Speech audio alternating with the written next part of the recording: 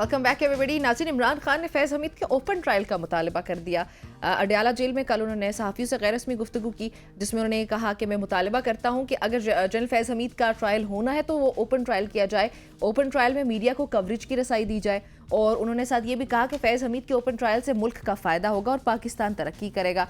अच्छा, अब इसके बाद दूसरी तरफ अगर देखा जाए तो ख्वाजा आसिफ उन्होंने ये कहा कि अगर मिलिट्री कोर्ट में बानी PTI का अगर ट्रायल होता है तो वो भी ओपन होगा। और ये सारे मामलात कुछ ओपन ट्रायल से मुतालिक चल रहे हैं, तहरीक इंसाफ को लेकर और साथ ही जनरल फैज़ हमीद को लेकर। बिल्कुल, army chief general Asim Munir ने कहा कि पाकिस्तान का मुस्तकबिल महफूज हाथों में है। जो पाकिस्तान के डिफ़ॉल्ट का बयानिया बना रहे हैं वो आज कहाँ हैं। नौजवान पाकिस्तान से खिताब में आर्मी चीफ का कहना था कि अवाम, हुकूमत और फ़ौज के दरमियान एक मजबूत रिश्ता है, पाकिस्तान की तरक्की का ज़ामिन है। रियासत की जिम्मेदारी है कि अवाम को सोशल मीडिया में पैदा होने वाले जो हिजान हैं और फितने हैं उनके मज़मरात से दूर रखे। और इसी हवाले से हमारे साथ मौजूद हैं सीनियर सहाफ़ी हैं, हम इनको अरसा दराज से सुनते हैं, इफ्तिखार अहमद साहब। इफ्तिखार साहब, आपको खुश आमदीद कहते हैं, thank you very much for joining us. सबसे पहले आपसे मैं ये सवाल करूँगा कि इमरान खान साहब जब से फैज़ हमीद साहब गिरफ्तार हुए उनके बयानात में बहुत ज़्यादा तजाद नज़र आ रहा है। कभी कह रहे हैं वो हमारा असासा थे, कभी कह रहे हैं कि ठीक है उनसे तहकीकात होनी चाहिए, और अब तो कह रहे हैं कि उनका ओपन ट्रायल होना चाहिए। इतनी ज़्यादा घबराहट का शिकार क्यों है खान साहब? ये तो नहीं को पता होगा कि उन्होंने क्या जुर्म किया हुआ है, वो बेहतर जानते होंगे। और जहाँ तक ट्रायल का मसला है, मेरा ख्याल है जवाब उनको दे दिया है हुकूमत वक्त ने कि ओपन ट्रायल किया जाएगा जब जरूरत पड़ेगी तो। ठीक हो गया। अच्छा सर, ये बताइएगा कि तहरीक इंसाफ को जलसे की इजाज़त क्यों नहीं मिल पाती है? इसके बारे में मुझे नहीं पता कि उनकी रिक्वेस्ट क्या है, उनको कौन सी जगह दी गई थी और किन शराइत पे दी गई थी, क्या वो शराइत पूरी कर रहे हैं या नहीं कर रहे हैं। तो ये तो सुनी सुनाई बातें हैं ना, कि जब आप एक दरख्वास्त देते हैं उस दरख्वास्त में एक स्पेसिफिक आपकी रिक्वेस्ट होती है, उस स्पेसिफिक रिक्वेस्ट के हवाले से फिर फैसला करती है इंतजामिया कि आपने क्या करना है, वो भी शराइत आयद करती है। अब दोनों फ्रीकैन अगर अपनी शराइत पूरी ना करें तो नतीजा यही होगा। दूसरा ये है कि मैं हैरान हूँ कि आप अपने लोगों के बयानात नहीं सुनते हैं या नहीं रखते।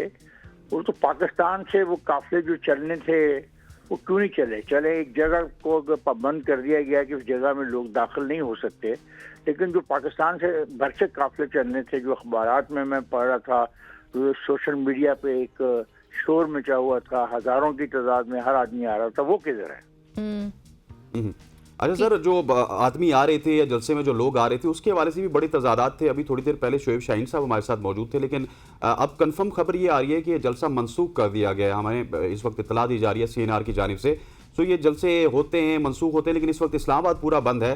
तहरीक इंसाफ को भी तो अपनी पॉलिसी पर रिव्यू नहीं करना चाहिए? मेरा ख्याल है सारे ही फ्री कैन को अपनी अपनी पॉलिसियों पर रिव्यू करना चाहिए, सारे ही फ्री कैन को। सही। अच्छा, इफ्तिखार अहमद साहब, ये बताइएगा कि ख्वाजा आसिफ ने कहा कि अगर इमरान खान का मिलिट्री कोर्ट में ट्रायल होता है तो ओपन ट्रायल होगा। क्या किसी साबिक वज़ीर आज़म का ओपन ट्रायल और मिलिट्री कोर्ट में उनका ट्रायल होता हुआ आपको मुनासिब लगता है? ये पहली बात तो है कि साबिक किसी भी प्राइम मिनिस्टर का ओपन ट्रायल हुआ नहीं जी। एक बात, 2 ट्रायल अब तक हो चुके हैं। 1951 की जो साजिश है उसका ट्रायल हुआ था जिसमें सिविलियन फैज वगैरह थे, और एक ट्रायल हुआ था ज़ुल्फ़िकार अली भुट्टो के खिलाफ एक साजिश की थी उनको मारने की फौजियों ने। उसमें भी जो लोग थे उसमें सिविलियन को शामिल थे।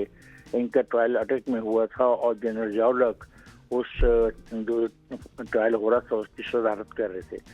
ये हमारे पास हिस्टोरिकल 2 चीज़ें मौजूद हैं, इसके अलावा मेरे इल्म में कुछ नहीं है।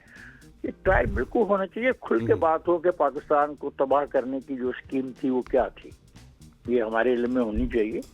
ये कोई छोटा वाक़या तो नहीं है कि आप फौजी तनसीबात पे हमला करें, और एक पे नहीं, 2 पे नहीं, पूरे मुल्क में और एक वक्त में। और कुछ ऐसी तनसीबात थी जिनके बारे में आम आदमी को नहीं पता था कि इस गली में या इस मोहल्ले में कोई ऐसा अदारे की का दफ्तर है जो खुफिया अदारा है।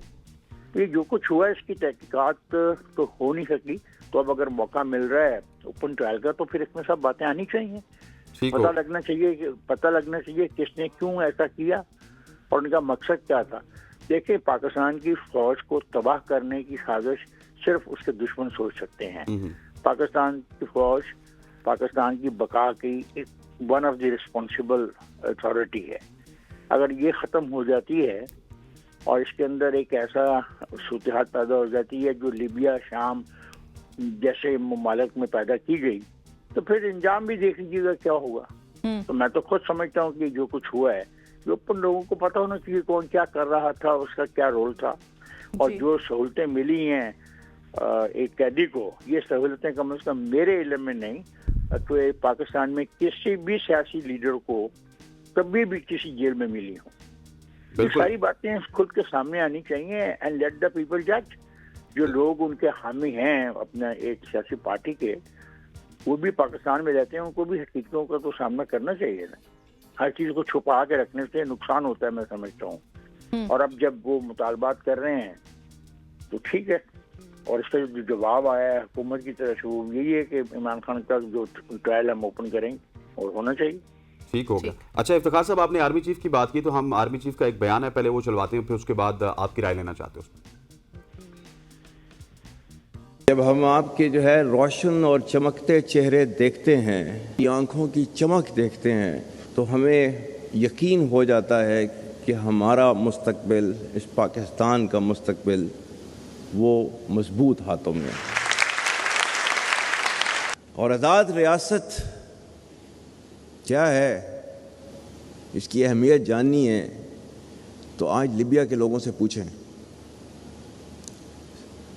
شام کے لوگوں سے پوچھیں, اور جب جو ہے وہ عراق ٹوٹ پھوٹ کا شکار تھا اس وقت ان کے لوگوں سے پوچھیں, کشمیر کے لوگوں سے پوچھیں, غزہ کے مسلمانوں سے پوچھیں کہ ایک آزاد مملکت اور اس کے اندر سانس لینا کیسے ہوتا ہے. اگر آپ نے اس کی اہمیت کو جاننا ہے, نیور ایور لوز ہوپ. اللہ تعالیٰ. جی افتخار صاحب, آپ نے سنا آرمی چیف کیا کہہ رہے ہیں. اچھا ساتھ ہی انہوں نے یہ بھی کہا ہے کہ وہ لوگ کہاں ہیں جو اس وقت جو ملک کے ڈیفالٹ ہو جانے کا بیانیہ بنایا کرتے تھے. تو ویسے یہ کن لوگوں کی بات ہو رہی ہے, کیونکہ حکومتی اراکین ہی ڈیفالٹ کی بات کیا کرتے تھے. سارے کے سارے کرتے تھے, وہ جو زیادہ عقل مند اس ملک میں ہیں جی وہ کرتے تھے, وہ ناچتے تھے. اور میں حیران تھا ان کی عقل کے اوپر. اور جب میں ٹیلی ویژن پروگراموں میں یہ کہتا تھا کہ اگر ڈیفالٹ ہوا تو ڈیفالٹ پھر یہ نہیں دیکھے گا کہ کس محلے میں پی ٹی آئی کے لوگ رہتے ہیں اور یہاں پہ ڈیفالٹ کا اثر نہیں ہونا چاہیے, اور کس محلے میں پی ایم ایل این اور پیپلز پارٹی کے لوگ رہتے ہیں یہاں پہ ڈیفالٹ کا اثر ہونا چاہیے. یہ احمقانہ گفتگو ہے. اگر ڈیفالٹ کرتا ہے ملک تو پورے کریں گے, کوئی نہیں بچے گا, کوئی بھی نہیں بچے گا.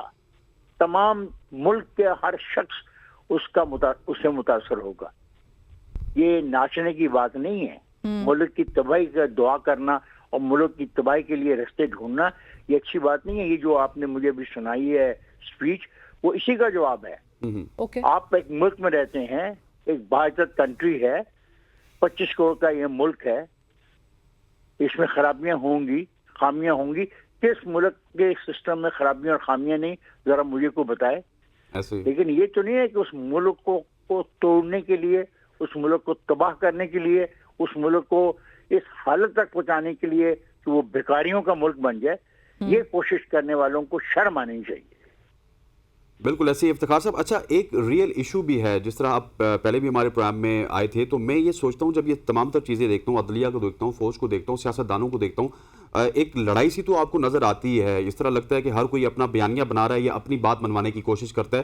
لیکن افتخار صاحب یہ انفارچونیٹلی ہے کہ جو عوام کے ریئل ایشوز ہیں ان کی طرف کسی کا بھی دھیان نہیں ہے, اور عوام تو اس وقت ایک مہنگائی کی چکی ہے اس میں پس رہی ہے.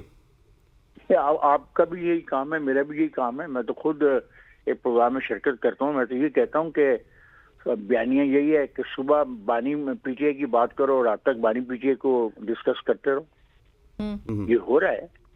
جو ایشوز ہیں ان پہ بات نہیں ہو رہی ہے, اور اس کے ہم سب ذمہ دار ہیں, اور خاص طور پر میڈیا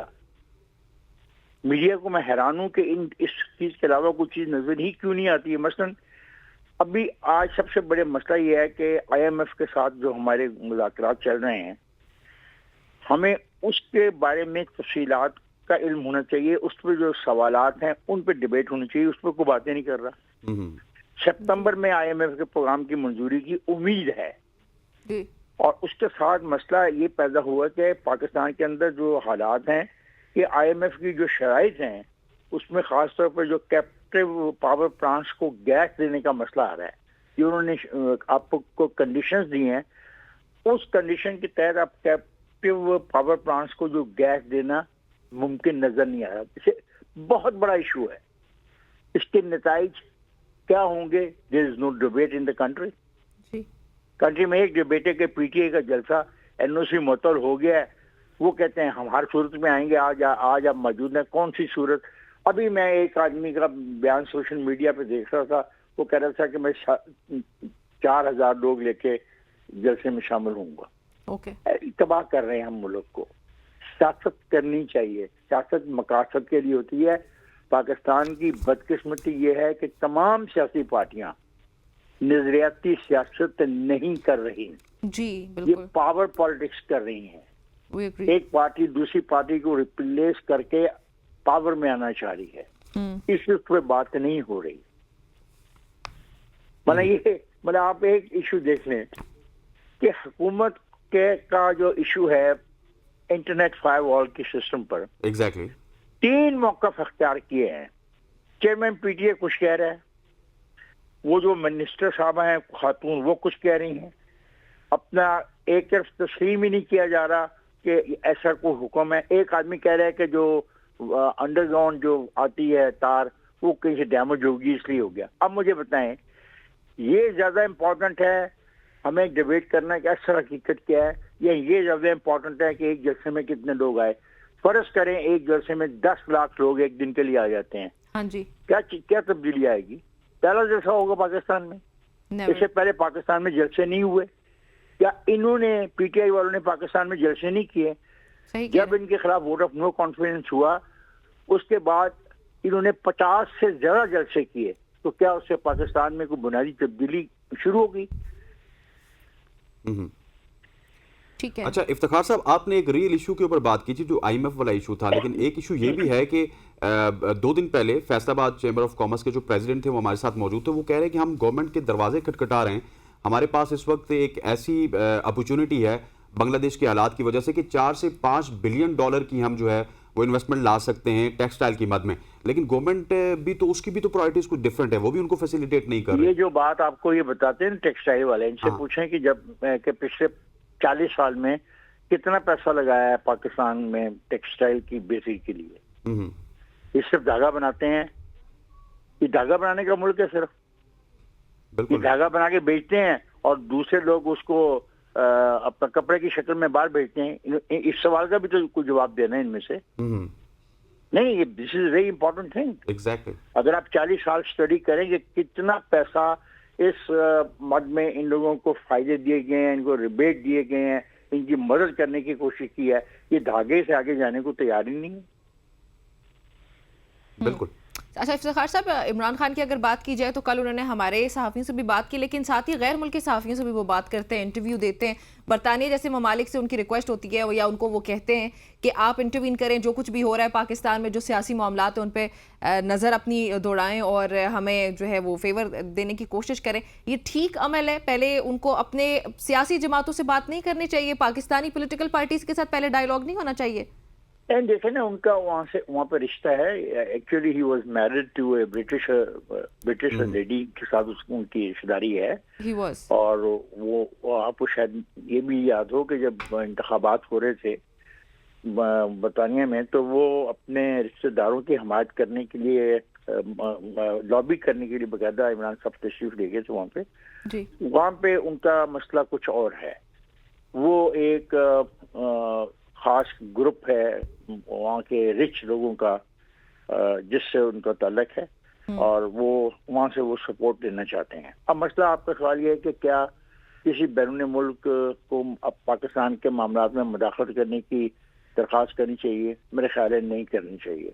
लेकिन ये हरकत तो वो अमेरिका से भी करते हैं। अमेरिका के जो कांग्रेसमैन ने जो रेजोल्यूशन अपना पास किया, वो किसके कहने पर किया, वो किसकी कोशिशों से हुआ, किसके लॉबियस्ट उसके लिए पैसा खर्च रहे थे?